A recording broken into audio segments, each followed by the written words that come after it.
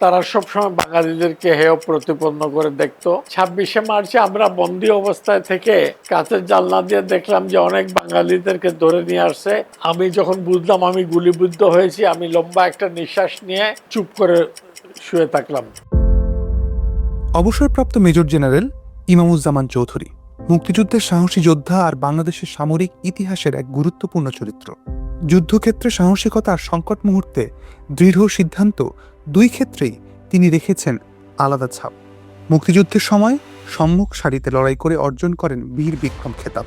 পরে সেনা কর্মকর্তা হিসেবে দায়িত্ব পালন করেন নিষ্ঠা ও কঠোর পেশাদারিত্বের সঙ্গে। বিশেষ করে 1996 সালের সামরিক অভ্যুত্থান চেষ্টার সময় তার ভূমিকা তাকে নতুন করে আলোচনায় আনে। রাষ্ট্রের সংকটময় মুহূর্তে তিনি দেখিয়েছিলেন স্থিরতা, কৌশল আর দায়িত্ববোধের বিরল উদাহরণ।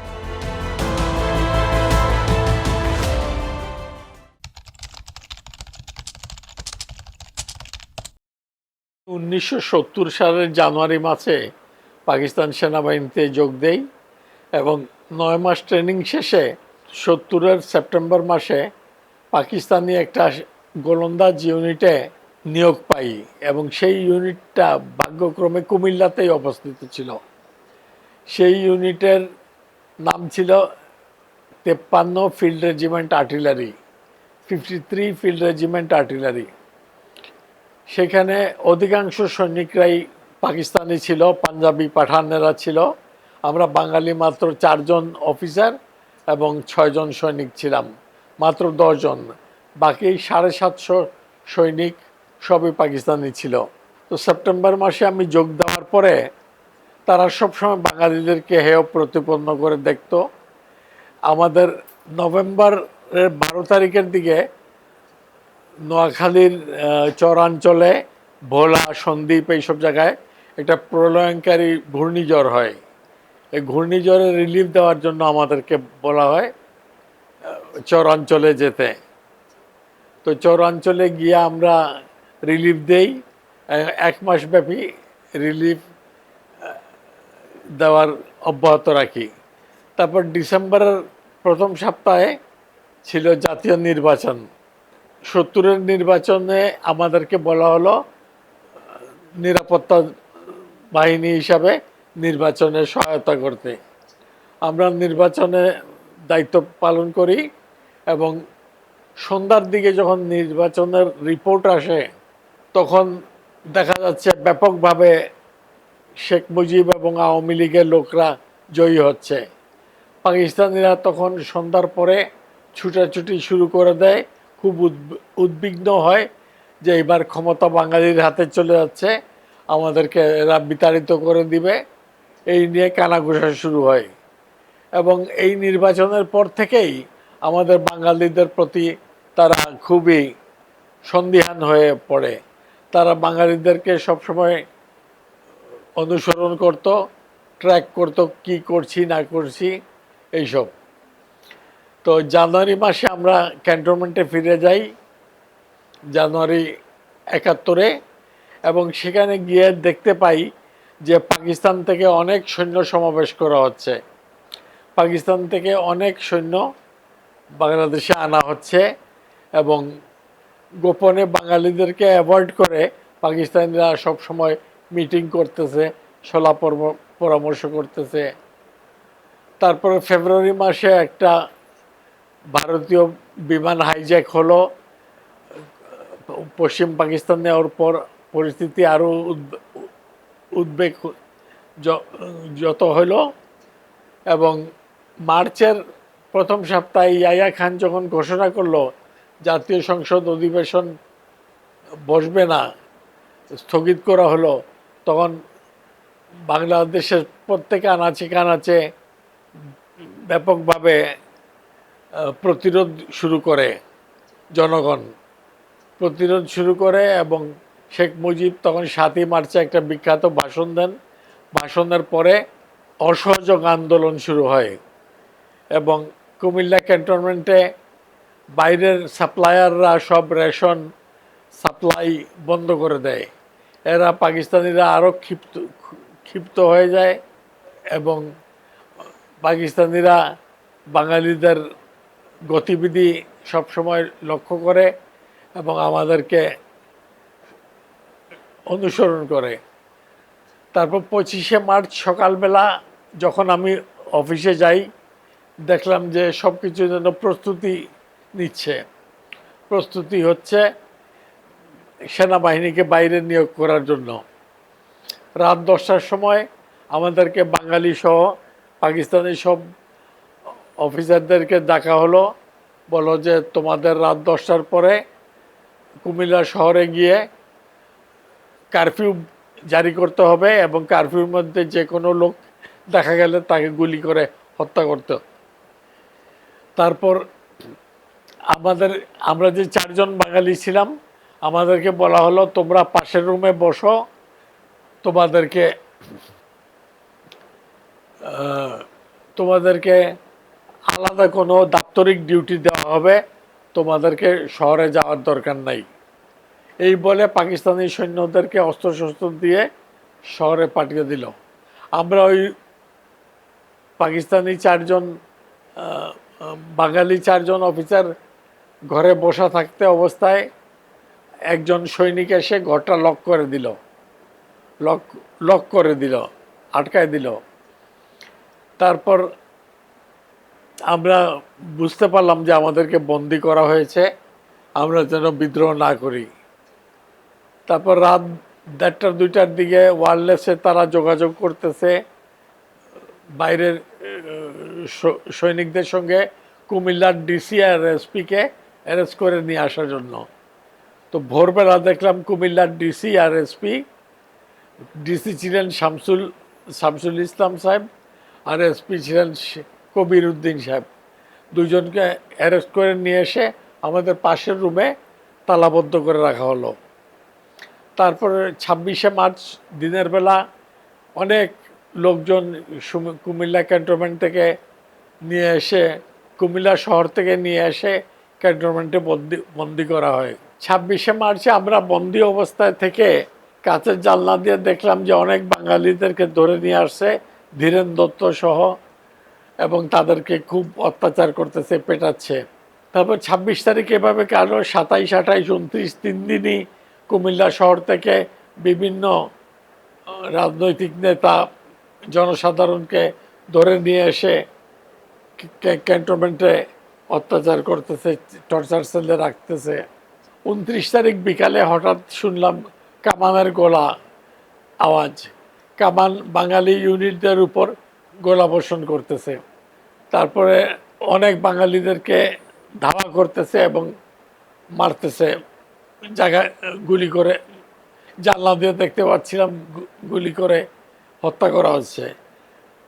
30 তারিখ বিকালবেলা 4টার সময় আবার কামানের গোলা বর্ষণ শুরু হয় এবং কিছুক্ষণ পরে একজন ক্যাপ্টেন দৌড়ে গেল অস্ত্র হাতে কুমিল্লার ডিসি আর এসপির রুমের দিকে।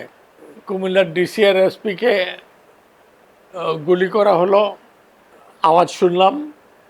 আমার সঙ্গে যে আরেক বাঙালি ক্যাপ্টেন নুরুল ইসলাম ছিল, উনি বলল তোমাদেরকে হয়তো এখন মারতে আসবে, ডিসি এসপিকে গুলি করে ফেলেছে।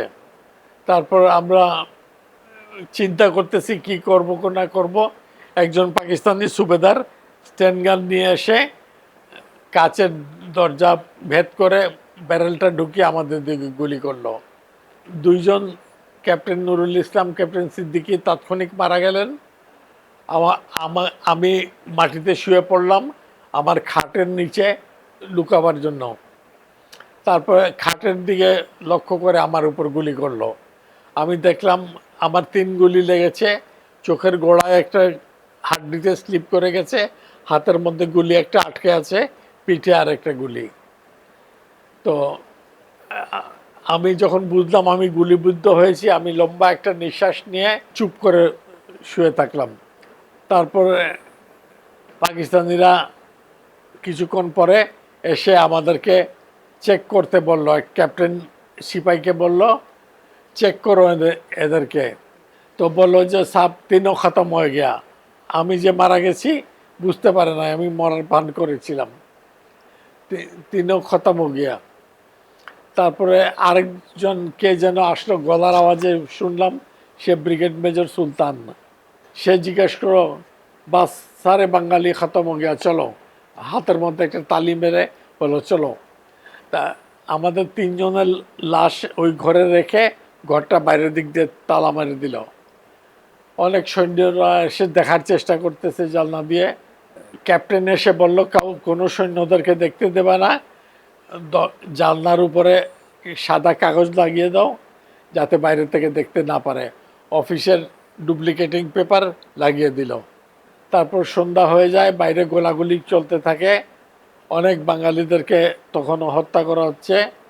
তারপর রাত সন্ধ্যার পরে অন্ধকার হয়ে যায়। অন্ধকার হওয়াতে লাভ হলো যে ঘরের ভিতরে কাচের জানলা থাকলেও আমরা অন্ধকারের মধ্যে কি করছি বুঝতে পারবে না। তাই আমি পরিকল্পনা নিলাম যে আমার পালাতে হবে। আমি রাত 12টার দিকে জানলার কাছে গিয়ে, টেবিলটা জানলার দিকে লাগানো ছিল, টেবিলের উপর বসে জানলা খুলে লাফ দিলাম। লাফ দেওয়ার সঙ্গে সঙ্গে প্রহরী যে ছিল আমার থেকে 10 গজ দূরে ছিল, সে খুব জোরে চিৎকার দিল। আমি তার দিকে কর্ণপাত না করে আমি সোজা পূর্ব দিকে দৌড়াতে শুরু করলাম। অফিসটা ছিল একটা ছোট পাহাড়ের উপর। অফিস থেকে লাফ দিয়ে আমি নিচে নামি, আর সে উপর থেকে গুলি করতে থাকে, গুলিগুলো মাথার উপর দিয়ে যায়। এক দৌড়ে ঢাকা চট্টগ্রাম মহাসড়ক পার হয়ে ব্রাহ্মণবাড়িয়ার দিকে গিয়ে, টিপরা বাজার ছিল, বাজারের ভিতর দিয়ে গিয়ে আমি গোমতী নদীর বাঁধের দিকে এগোতে থাকলাম। তখন সব জায়গা থেকে ফায়ারিং শুরু করে দিয়েছে। ফায়ারিং করাতে আমি হামাগুড়ি দিয়ে ধান ক্ষেতের আইল ধরে ধরে এগুচ্ছি। এমন সময় দেখলাম একটা পিক আপ গাড়ি এনে এই হেডলাইট ধান ক্ষেতের উপর মারছে। তখন আমি ধান ক্ষেতের লেভেলে শুয়ে পড়লাম। হেডলাইট নিয়ে কিছু দেখতে পাই নাই, তারা আবার চলে গেল। তারপর আমি আস্তে আস্তে হামাগুড়ি দিয়ে দিয়ে গোমতী নদীর বাঁধ ছিল, বাঁধে ক্রস করলাম। বাঁধ ক্রস করে নদী ছিল, ভাবলাম যে নদীর এই পারে যদি থাকি সকালের মধ্যে ধরা পড়ে যাব। নদী ওই পারটা ছিল মুক্ত এলাকা, আমার জানা ছিল। মুক্ত এলাকায় আমি নদী পার হয়ে বুট পরে আস্তে আস্তে গা ভেসে ভেসে, কিছুটা সাঁতরে কিছুটা ঘা ভেসে ভেসে ওই পারে চলে গেলাম। ওই পারে গিয়ে আবার হাঁটা দিলাম। হাঁটতে হাঁটতে ভোরের আজানের সময় একটা গ্রামে পৌঁছলাম। গ্রামটা না ছিল বুড়িচং থানার ভরাশাল গ্রাম। সেখানে একটা পুকুরের ঘাটটার মধ্যে বসেছিলাম। লোকজন এসে ফজরের আজানের পরে দেখলো যে আমি ওইখানে বসে আছি। তারপরে লোকজন এসে কাপড় টাপড় দিল, পুকুরে গোসল করাই দিল। আব্দুল হামিদ নামে একজন স্বেচ্ছাসেবক ছিলেন, স্কুলের পিয়ন, বরাশাল হাই স্কুলের পিয়ন। উনি স্কুলে গিয়ে একটা রুমে আমাকে রাখলেন, খাওয়া দাওয়া দিলেন। আমার পকেটে 500 টাকা ছিল। আমি টাকাটা দিয়ে বললাম আমার জন্য কাপড়, পায়জামা, শার্ট সেলাই করে নিয়ে আসেন। সে কাপড় আনলো। তারপর পরের দিন সে বুড়িচং থানার দাতব্য চিকিৎসালয়ে নিয়ে গেল আমার হাতের গুলিটা বের করার জন্য। সেইখানে গ্রামের ডাক্তার কোনো মতে একটা কাটা দিয়ে আমার হাতের গুলিটা বের করে। তারপরে অনেক রক্তপাত হতে থাকে। তার 3 দিন পরে কয়েকজন আওয়ামী লীগের এমপি আসলেন, এসে বললেন মুক্তিবাহিনী গঠন হচ্ছে, আপনার যুদ্ধ করতে হবে, কিন্তু আপনার যা অবস্থা আপনার আগে ট্রিটমেন্ট দরকার, আপনি চিকিৎসা নেন। আমি বললাম চিকিৎসা কোথায় নিব? বলে ভারতে চলেন, ভারতে আমাদেরকে সাহায্য করবে। তাই আমি বললাম আমি পাকিস্তান সেনাবাহিনী থেকে একজন পলাতক অফিসার, ভারতে আমাকে গ্রহণ করবে? পরে অলরেডি আমরা গতকালকে গিয়েছিলাম, তাদের সঙ্গে কথা বলে আসছি, তারা বলছে আমাকে সাহায্য করবে, আমাদের সাহায্য করবে। তারপরে 4 এপ্রিল দুপুরবেলা কিছুটা হেঁটে কিছুটা রিক্সায় মতিনগর বিএসএফ ক্যাম্পে গিয়ে পৌঁছালাম। ওইখানে বিএসএফের ক্যাপ্টেন আমাকে স্বাগত জানালো এবং বলল যে তোমাদের একজন মেজর এখানে আছে, মেজর খালেদ মুশারফ। তো উনি আমাকে দেখে খুব খুশি হলো উনি বলল কুমিল্লা ক্যান্টনমেন্টের সর্বশেষ পরিস্থিতি এবং পাকিস্তানিদের অবস্থান জানতে চাইল। উনি ওইখানে আসছিলেন পাকিস্তানের উপর একটা হামলা চালাতে। তারপর উনি বললেন আমি বিকালে আগরতলা যাচ্ছি, আমার গাড়িতে তুমি আগরতলা হসপিটালে গিয়ে অ্যাডমিট হও, ট্রিটমেন্ট হওয়ার পরে যুদ্ধ শুরু করবা। তারপর সন্ধ্যার সময় উনি গাড়িতে করে টি গার্ডেনের একটা জিপ ছিল, আগরতলা নিয়ে গেলেন। আগরতলা হাসপাতালে আমি 7 দিন অ্যাডমিট ছিলাম। তারপর মেজর হায়দার এসে আমাকে আগরতলা থেকে হসপিটাল থেকে ছাড়িয়ে ইয়েতে নিয়ে গেলেন জেনারেল উসমানীর কাছে, সিমলাতে শ্রীমঙ্গলে একটা চা বাগানে, যা বিদ্রোহী বাঙালি সৈন্যদের সঙ্গে জেনারেল উসমানী ছিলেন। তো জেনারেল উসমানী আমাকে ইন্টারভিউ করে বললে কুমিল্লাতে তুমি আবার যুদ্ধ শুরু করো, খালেদ মোশাররফের অধীনে আমি দিচ্ছি। আমাকে খালেদ মোশাররফের কাছে হস্তান্তর করলেন। কুমিল্লাতে আমাকে একটা কোম্পানি দিয়ে দেওয়া হলো, 2 প্লাটুন বিডিআর, 1 প্লাটুন আর্মি দিয়ে আমরা কুমিল্লার 14 গ্রাম মিয়ার বাজার এই এলাকায় যুদ্ধ শুরু করি। এই ছিল আমাদের প্রেক্ষাপট, কিভাবে যুদ্ধ শুরু হলো।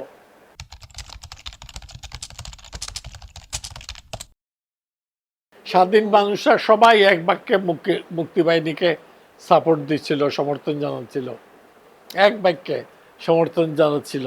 খাওয়া দাওয়া, সহযোগিতা করা, অ্যামুনিশন, গোলা বারুদ বহন করা সব তারা করেছে এবং 100% লোকই আমাদের সমর্থনে ছিল। আমরা 9 মাস যুদ্ধ শুরু করি, এপ্রিল মাসের শেষের দিকে লাকসাম মুক্ত রাখি, কিন্তু লাকসামের উপর ওরা এপ্রিল মাসের শেষের দিকে বিমান হামলা চালিয়ে লাকসামকে পুনর্দখল করে নেয়। তারপর আমরা 14 গ্রাম চলে যাই, 14 গ্রামকেও মুক্ত রাখি 14ই মে পর্যন্ত। পাকিস্তান সেনাবাহিনী অ্যাটাক করে এবং 14 গ্রামকে মুক্ত করে। আমাদেরকে কোণঠাসা করে আমরা ভারতের ভিতরে ঢুকতে বাধ্য হই। ভারতের ভিতরে একটা ক্যাম্প বানাই রাঙ্গামুড়া নামক স্থানে, 14 গ্রামের অপোজিটে। সেই ক্যাম্পের নাম ছিল রাঙ্গামুড়া ক্যাম্প। সেখান থেকে আমরা চোরাগুপ্তা হামলা চালাতাম বাংলাদেশের অভ্যন্তরে এসে। এরকম 2 মাস চোরাগুপ্তা হামলা চালানোর পরে আমাদের খালেদ মোশাররফ কল দিলেন যে বেলোনিয়া পকেটটাকে মুক্ত রাখতে হবে। আমরা বেলোনিয়াতে চলে যাই জুন মাসে, বেলোনিয়াকে মুক্ত রাখি।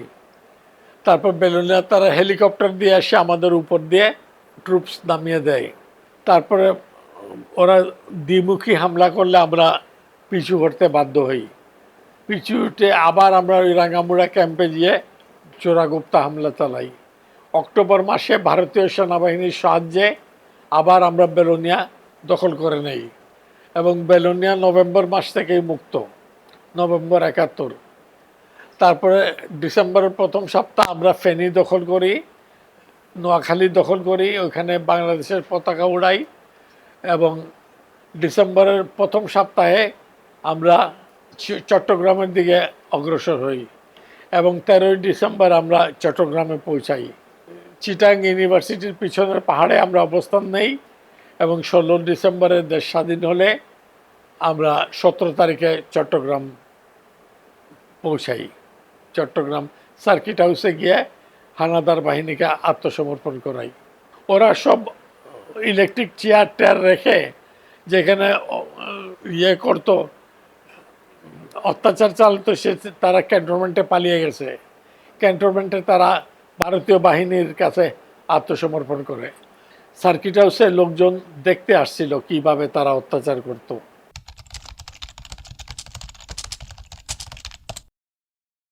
আমাদেরকে 25 তারিখ রাত্রে বন্দি করেছে, তো 27 তারিখ বিকালে একজন পাকিস্তানি লেফটেন্যান্ট হাতে একটা ট্রানজিস্টার নিয়ে আমাদেরকে দেখতে আসে আমাদের রুমে।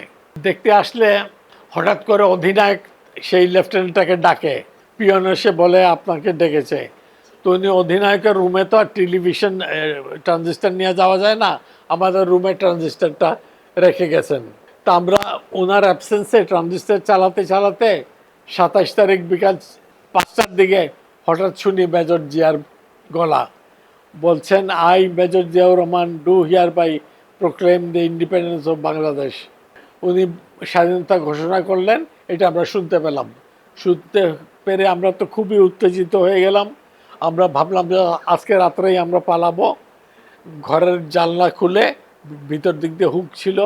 তো রাত্রে যখন আমরা উঠতে গেলাম, অন্ধকারের মধ্যে লাইট বন্ধ করে সেন্ট্রি এসে নক করলো যে লাইট জ্বালিয়ে ঘুমাতে হবে, আপনারা লাইট বন্ধ করতে পারবেন না। লাইট জ্বালালে ঘরের ভিতরে একটু উঠে দাঁড়ালেই ওরা সতর্ক হয়ে যায়। তো আমরা মনে করছি আমাদের ৩-৪ দিন পরে হয়তো ছেড়ে দিবে বা অন্য কোথাও বদলি করে দিবে, সেই সুবাদে পালাবো। কিন্তু আমাদেরকে তো ২৯ তারিখ গোলাবর্ষণ করলো, ৩০ তারিখে গুলি করে মেরেই ফেললো। তা আমরা শুনেছি প্রেসিডেন্ট জিয়াউর রহমানের ভয়েসে স্বাধীনতা ঘোষণা করছেন ২৭ তারিখে শুনেছি।